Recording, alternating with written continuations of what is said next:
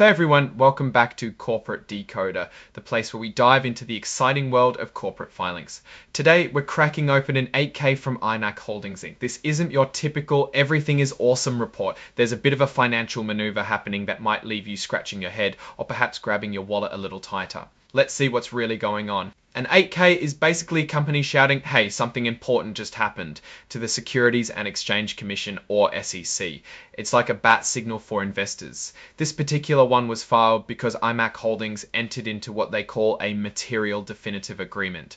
Sounds fancy, right? In reality, it means they made a deal that's important enough to tell everyone about. Let's jump to the heart of the matter. This section is all about the nitty-gritty of the agreement. But to truly understand what's at stake, we need to scroll down to where the real action begins. Here we go. This section is about IMAC Holdings creating a direct financial obligation. Translation, they took out a loan. On April 16, 2025, they issued what are called promissory notes to some lenders. These notes are basically IOUs. The total amount of these IOUs, $39,400. But here's the kicker, they only got $71,000 for them.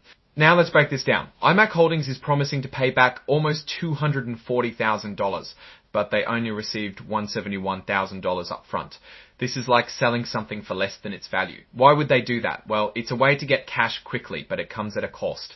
That difference of about $70,000 is essentially interest, and it's a hefty amount considering the short repayment period. These notes mature on December 24, 2025, so they have to pay it all back by then. The good news is they can pay it off early without any extra charges, what they call a penalty. This gives them some flexibility. Of course, there are conditions. The note includes the usual promises that the company will operate normally and outlines specific situations that would trigger immediate repayment. These are called events of default. Basically, if IMAC Holdings goes bankrupt or can't pay its bills, the lenders can demand their money back right away. They mention that a copy of the promissory note form was filed earlier in April. This earlier filing lets you dig in more into the legal details of this type of agreement.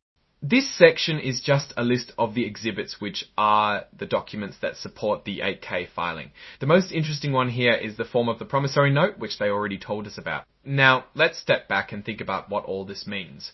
IMAC Holdings needed cash, and they needed it fast. They were willing to take a deal that on the surface doesn't look great, paying back $239,400 for only getting on $71,000 is an expensive way to borrow money. This suggests they might not have had many other options. Why might they be in this situation? Well, without digging deeper into their overall financial health, it's hard to say for sure. Maybe they're investing in a new project, or maybe they're struggling to make ends meet. Whatever the reason, this 8K tells us that IMAC Holdings is navigating some financial challenges.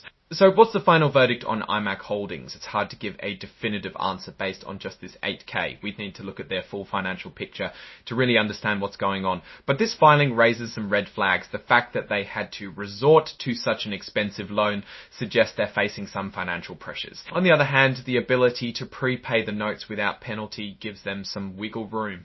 If they can turn things around quickly, they might be able to pay off the debt early and avoid the high interest costs.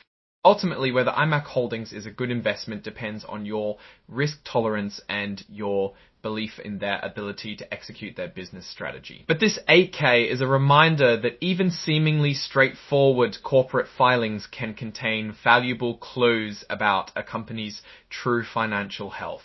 Thanks for watching. If you found this corporate decoder breakdown helpful, please like, comment, and subscribe for more insights into the world of corporate filings. We'll keep digging deep so you don't have to.